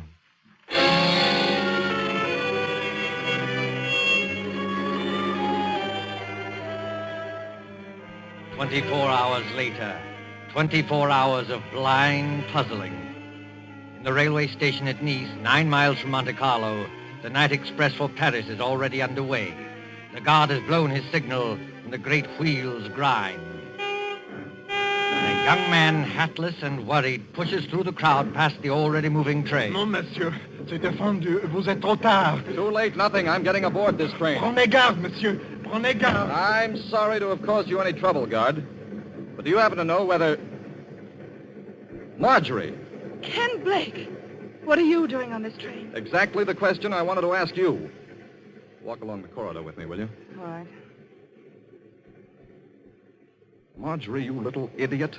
What's the idea of running away? If it's any of your business, Mr. Blake, I'm not running away. I'm merely going to Paris. You were told to stay in Monte Carlo. Don't you know you can land in jail for this? They'll put you in jail, too, won't they? Yes, I suppose so. But what's the idea of going to Paris? First of all, I had to get Aunt Hester away from that man, Ravel. She really thinks he can call up ghosts now. Is your aunt on this train? Yes, in that compartment there.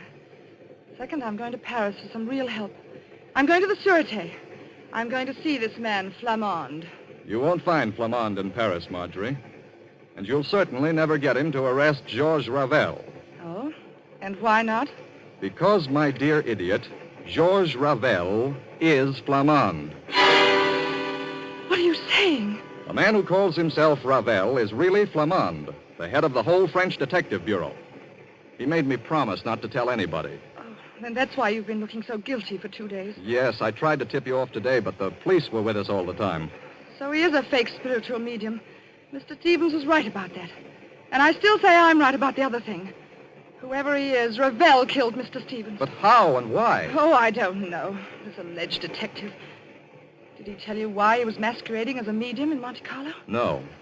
All I know is that we're in one sweet mess. We've left town without permission. They'll probably stop the train and send us back in a patrol wagon. Oh, no, my friend. That won't be at all necessary. Ravel! Yes, mademoiselle. Ravel or Flamande. Well, since you know me as Ravel, call me that. You knew that I was on this train? Oh, naturally. Look here, old man. I kept quiet about you because you swore it was a matter of life and death. But will you answer a couple of questions now? Oh, with pleasure. Why did you pose as a medium? Because the Moroccan government employed me to trap a murderer. So I had to work, how do you say, undercover. All right. Why was Toby Stevens killed? Stevens was killed because he was a blackmailer.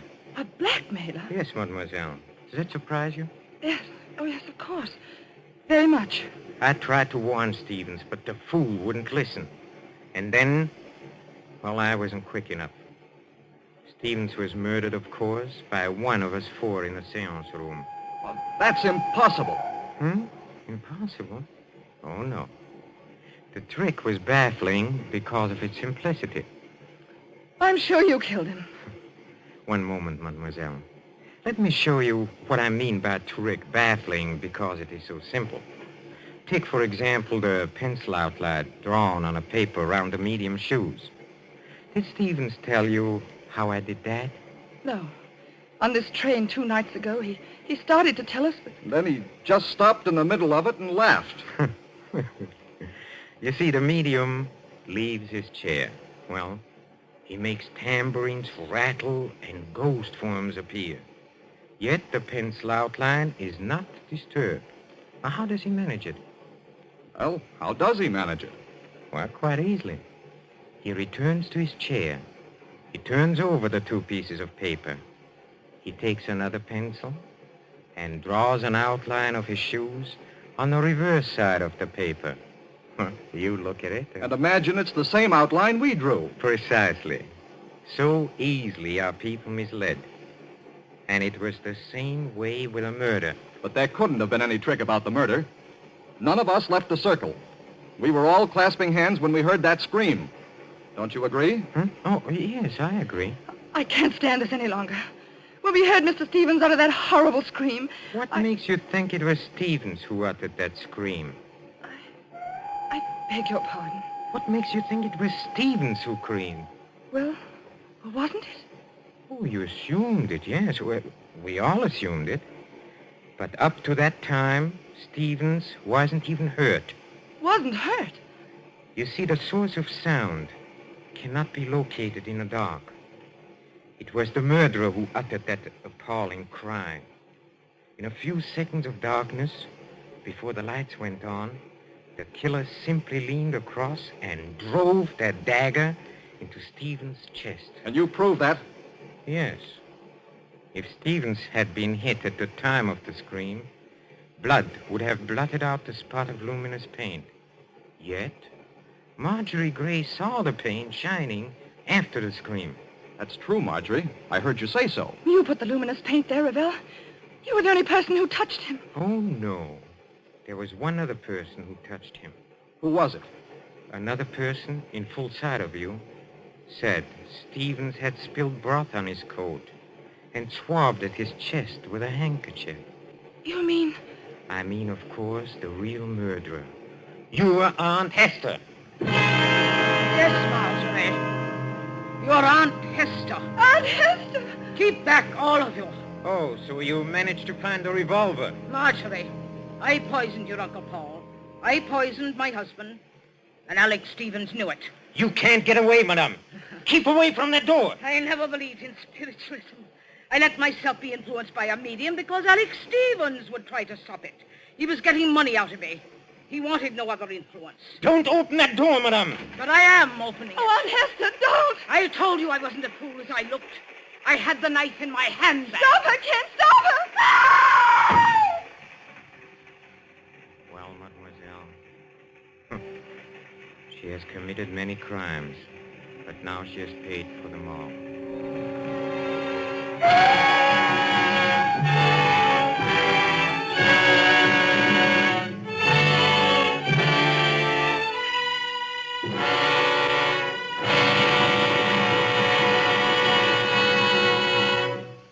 And so closes The Moment of Darkness, starring Peter Lorre, Wendy Berry, with George Zucco. Tonight's tale of Suspense.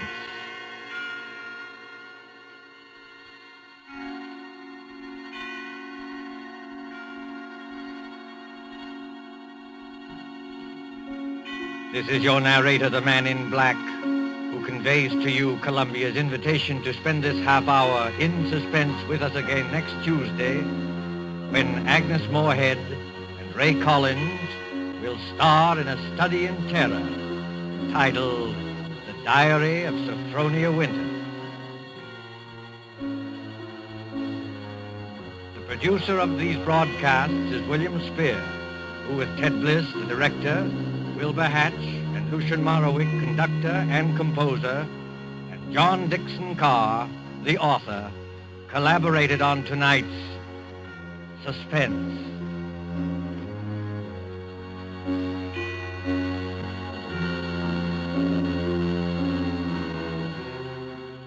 This is the Columbia Broadcasting System.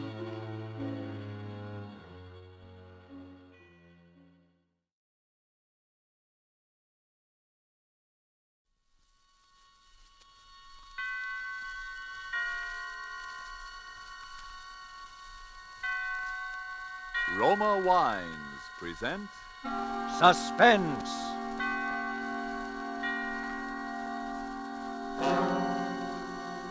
Roma Wines, made in California for enjoyment throughout the world. Salud. Your health, senor. Roma Wines toast the world. The wine for your table is Roma Wine, made in California for enjoyment throughout the world. This is the Man in Black, here to introduce this weekly half hour of Suspense. Tonight from Hollywood, we again bring you Mr. Orson Welles in the second of two consecutive performances starring Mr. Welles as the protagonist of Curt Siodmak's novel, Donovan's Brain.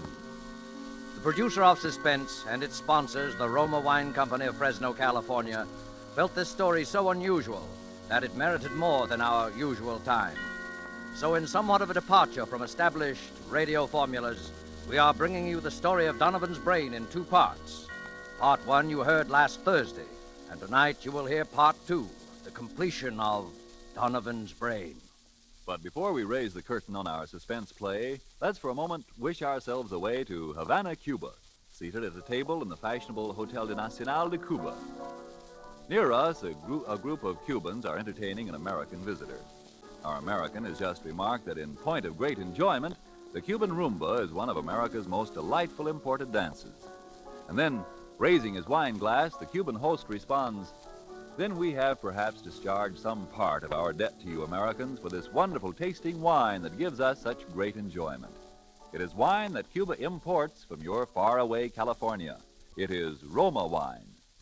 Americans didn't have to wait for wine connoisseurs of other lands to discover the greatness of California's wine districts, the superb quality of Roma California wines.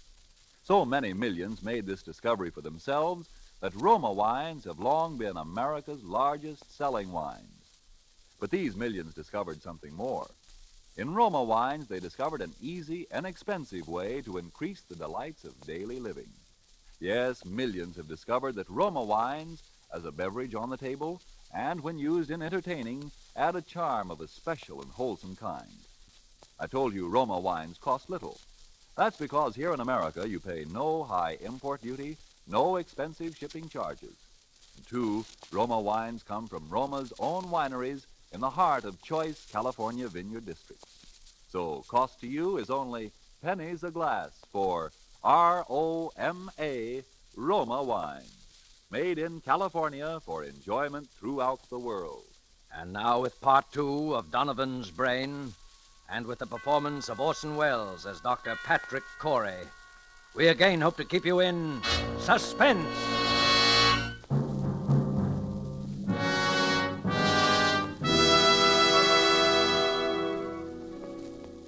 As I sit now outside my laboratory door writing, under the heading Experiment 87, this final entry in my casebook, I know that these are the last words I shall ever write upon this earth. For those who seek some explanation, I refer them simply to this casebook. Let them read it carefully. Perhaps they may then in some measure understand, if not condone, the awful circumstances under which I have been driven to the most appalling crime against God and nature that it has ever been the fate of mortal man to perpetrate.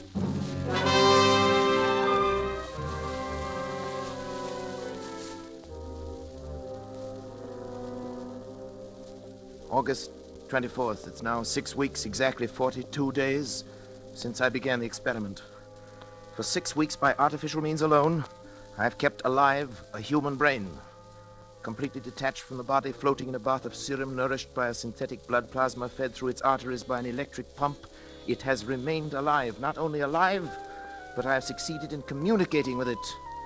For I've even induced new growth of brain cells and so tremendously increased its mental faculties that by sheer brain power alone, it has actually been able to communicate its thoughts to me. And each day my communion with that living, pulsing mass of gray matter that was the brain of William Donovan becomes stronger and stronger. Even now I sense it striving to reveal some plan to me, something so truly world-shaking in its implications that only such an organism, developed to a point thousands of years ahead of its time, could ever have conceived it. So far I sense this only, but soon I shall know. Indeed, I shall be partner in its execution. What a fool I was ever to have considered for a moment my wife's demand that I end the experiment. It's because I refused, of course, that Janice left me a week ago without so much as a word of explanation or farewell. Even my son David and my assistant Schrott are privy to this conspiracy to thwart me, for when I ask about Janice, they pretend to know nothing. They seek to avoid my questions. But the brain will live. Yes, I can hear it now. Its delta waves quite audible over the amplifying system I've arranged for it. Almost as though it were calling to me, trying to speak to me.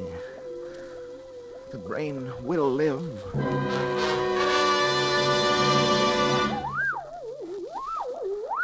Donovan? What is it? What are you trying to tell me? Go on, Donovan. I'm listening. Go on. Go on. Go.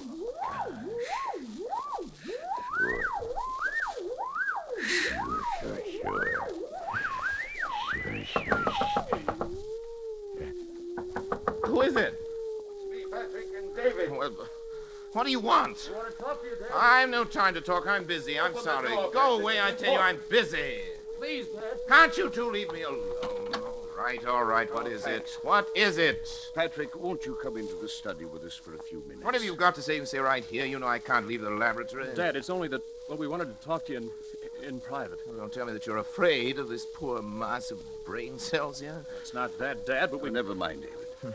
At least turn that thing off then, will you, Patrick? What difference would it make? Could still hear, couldn't it? Well, what is it then?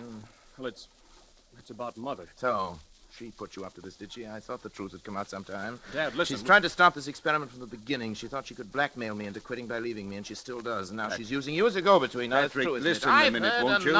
We haven't heard a word from Janice. We don't even know where she is. That's what we've come to talk to you about. Oh, have you? Well, how could I know where she is? Well, because you were the last person seen with her, Dad. I was. Don't you remember, Patrick? You took her into town with you. You wouldn't tell any of us why. Yes, of course, the moment I've forgotten, but what of it? Well, don't you remember what happened then? Of course I remember. She left me, that's all. Where, Dad? Where did she leave you? Well, What were you doing? I don't know. We were in some big public building, City Hall, courthouse, taxis or something. Next thing I knew, she'd simply disappeared. Is that all? Didn't she say anything? Didn't she at least tell you why she was going? No, I remember what she said. It's been a week or more. I've hardly slept. You know, I've been working night and day. Yes, that's just it, Patrick. What do you mean by that? Patrick, you say this. The brain communicates with you, tells you yes. things about his past life, suggests thoughts. Yes, Well, yes. if the brain can make you think of things, mightn't it also be able to make you forget things? You're out of your mind. Dad, are you sure? Are you sure you don't know what's happened to Mother? No, I tell you, no, I don't Patrick, know. What? Don't you see what you might have done? What? In heaven's name, stop now while there's still time. Get out of here. While there's still time to help Janice, if there is. While there's still time to help yourself. Shut off the current. Let Get the brain out. die. Kill it, Patrick. Kill it. Get out, both of you. Get out. Get out.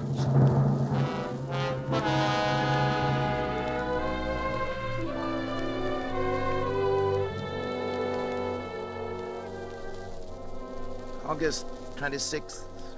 The brain continues to communicate thought fragments more and more easily, but nothing further on what I've come to think of as the plan. I'm now sleeping a great deal, but my dreams are becoming increasingly troublesome, although I'm at a loss to analyze them. Most frequent is a sort of vast cosmic ballet presided over by the colossal figure of a young man whom I seem to recognize, yet I never see his face. It's as though the entire population of the Earth were moving past him in review at his command.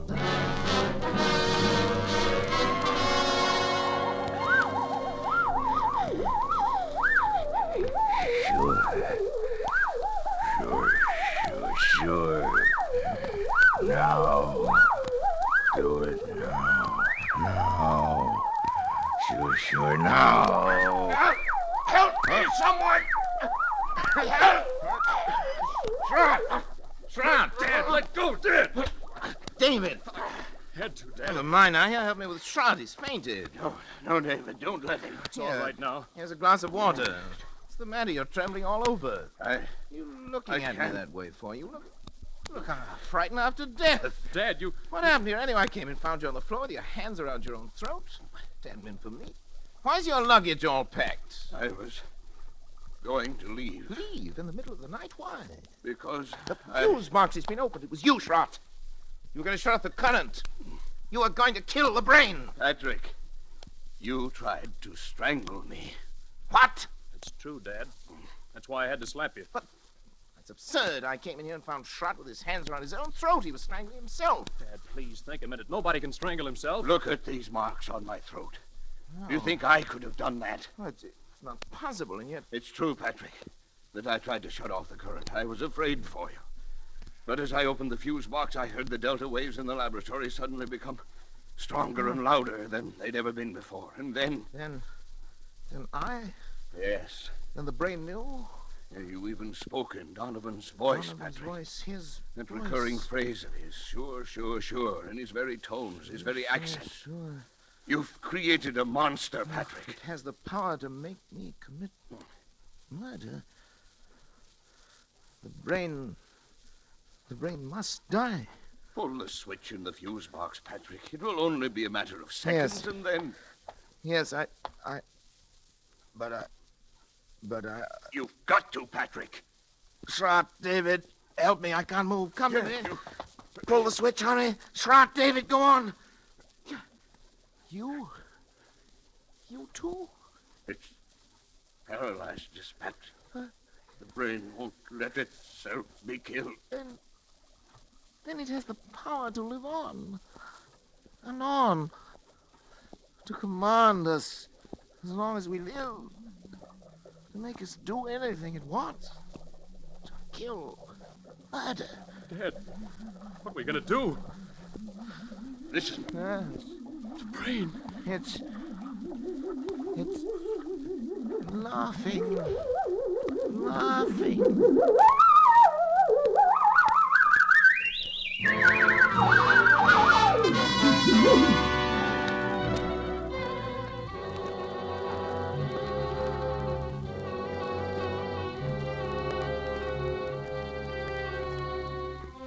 September 7th.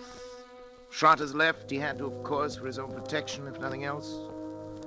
Before he left, he swore to eternal secrecy and was going to try to find Janice. The very thought that any harm might come to her through me is enough to drive me almost mad. As for David, although he's strong enough to prevent any untoward accidents, I don't know. He's volunteered to stay with me. He'll sleep at night behind locked doors. We must devote every faculty we possess together and independently to finding a way of destroying the brain. Perhaps while it sleeps.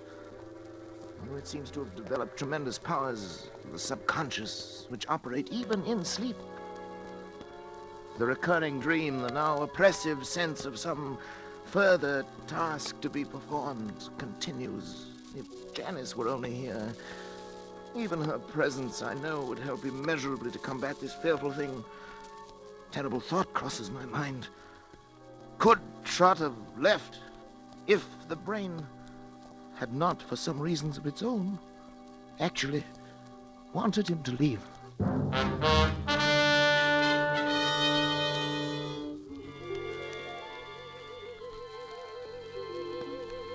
September 10th. My thoughts are less and less my own. The dream of the young giant bestriding the earth, the figure without a face, pursues me now, even in my waking hours. Increasingly, I seem to live in a world of evil fantasy, peopled and controlled by the mind of William Donovan.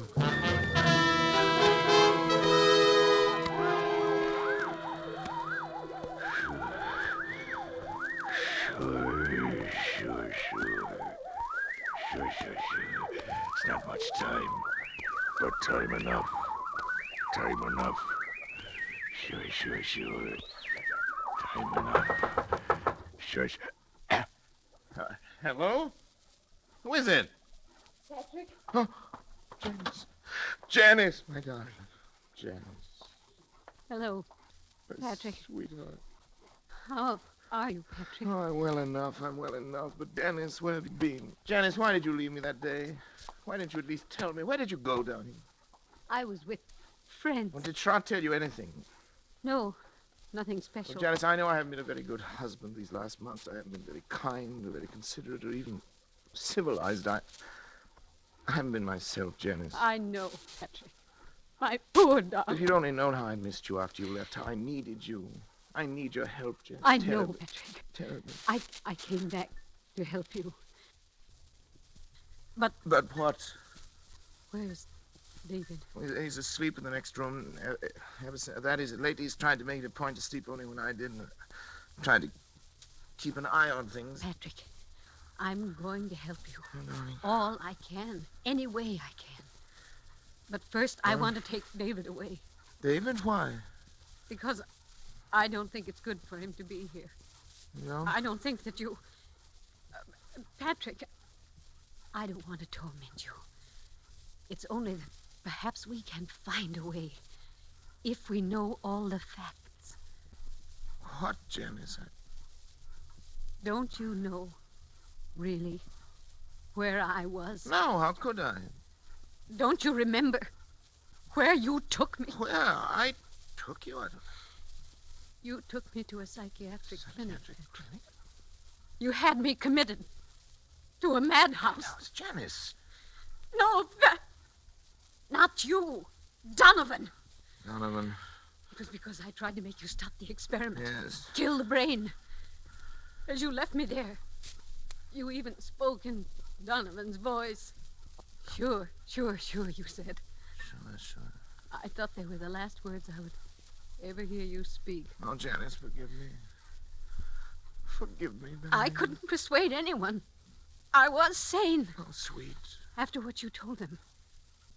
Everything I said only made them think I was mad. I'm not mad. Am I, Patrick? I'm not mad. Am I?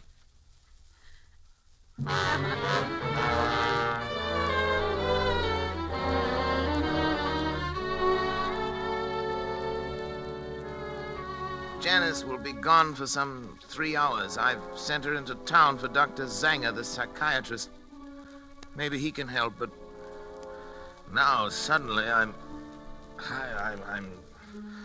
overcome with the thought of the humiliation I shall have to suffer when other medical men become aware of the position I'm in. It'll be the end of my career and my reputation, all my hopes. Folly to think that Zanger'd keep it to himself. Indeed, he'd have no right to. I can bear it if I must, but another way, a possibility occurs to me, and I've been thinking it over. There's no harm in trying it in any event. I must try. I have 3 hours.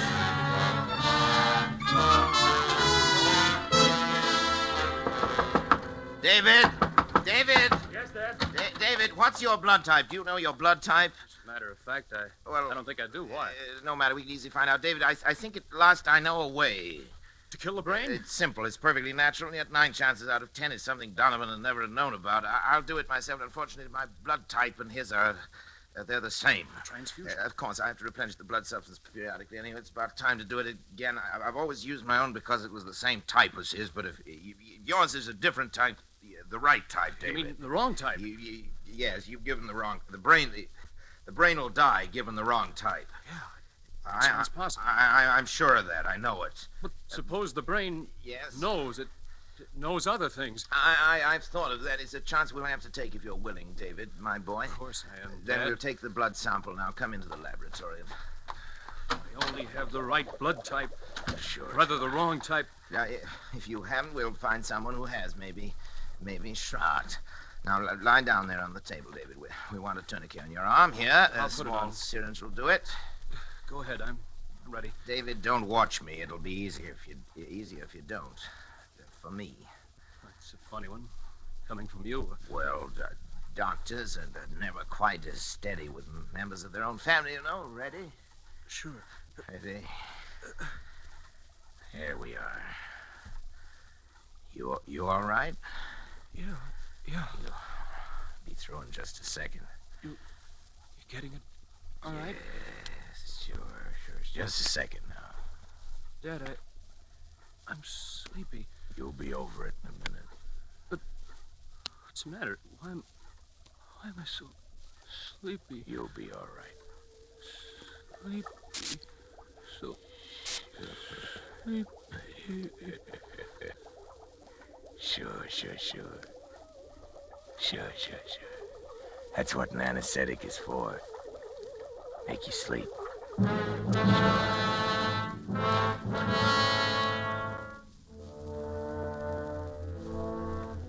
I was somewhat surprised to find the instruments sterilized, already laid out, but I worked more rapidly and skillfully than ever before in my life, I think. I made an incision just below the hairline, laying back the scalp as far as the base of the skull. I trepanned the cranium at 2-centimeter intervals, working back and downwards to the upper edge of the occipital bone. With the Geely saw, I cut through the connecting bone structure and removed the entire top of the cranium, placing it in saline solution to preserve it. I made a semicircular incision in the dura mater, laying it to one side, exposing the brain. As I dissected out the facial, auditory, and pneumogastric nerves to free the medulla oblongata, I became conscious of an insistent clamoring, something like a mounting hysteria in the distant reaches of my mind. Almost as strong as the irresistible compulsion that drove me on. But my hand did not falter. With a sure stroke, I severed the spinal cord just below the first cervical nerve.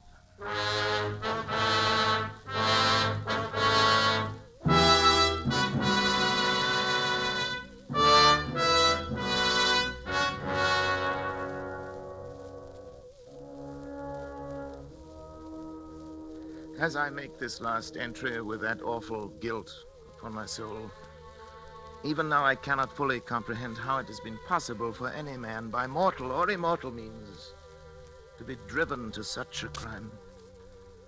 Even the divinity himself did not demand of Abraham that final sacrifice of expiation when he, with his only begotten son, ascended the Mount of Olives. Perhaps Schrott is right. Perhaps there is indeed in man some spark of the divine that will elude our test tubes and our laboratories until the end of time. Perhaps that is the one thing that even Donovan did not foresee. I only know that at the instant my son died under my own hand, I was set free. At that instant, I saw and understood for the first time that monstrous plan born in the brain of William Donovan, of which I was to be the instrument. It was the plan I had glimpsed but never grasped in the recurring dream. Donovan did aspire to the domination of the world. And with those tremendous mental faculties that I myself had given him, it was literally within his power to become the absolute ruler of all mankind. Only one thing was lacking, a young, strong body into which those ever-growing brain cells could graft and affix themselves to live on, and on perhaps for centuries. He chose the body of my son, and now, my son, at last too late. I am free to destroy this foul thing of my creation. I know it as surely as I know that my own life must be forfeit. And the brain also knows. I can hear the disturbed, erratic oscillations of the delta waves coming through the laboratory door. But there's no room left in me now for fear. I shall take the 6 steps from the desk where I'm writing this across to the laboratory door. How often I've taken them in happier times. I shall open the door, close it behind me for the last time, and write finis to the mortal life of Patrick Arthur Corey and the brain of William Horace Donovan. May others learn from the record I leave here the lessons I have learned so bitterly and profit by them. And for the things that I have done, may God have mercy on my soul.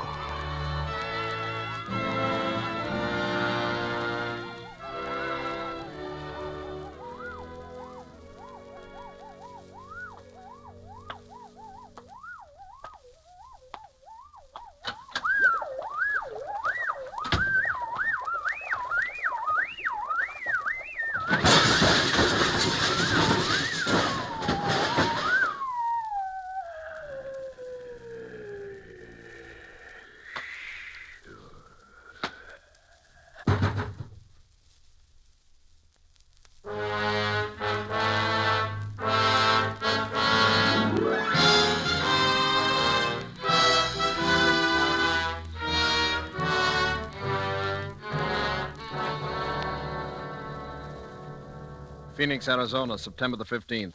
The bodies of Dr. Patrick Arthur Corey and his son David were found in Dr. Corey's own laboratory early today. Young Corey had apparently died on the operating table as a result of a delicate brain operation performed by his father. In the case of Dr. Corey, medical authorities gave as their opinion that he might have died of shock as a result of the unsuccessful operation on his son. A curious feature of the case was the fact that numerous pieces of tissue identified as being from a human brain were found scattered about the laboratory floor, while a larger section of brain was found in the midst of an elaborate apparatus, evidently part of a scientific experiment. Medical authorities stated, however, that they were unable to explain the nature of the apparatus, and that the brain itself was in such a state of decomposition as to indicate that it had been dead and slowly decaying for at least 3 months. Dr. Corey is survived by his wife, Janice. She was committed to the county asylum for the insane late this afternoon. Burial of Dr. Corey will be at the Mount of Olives Cemetery.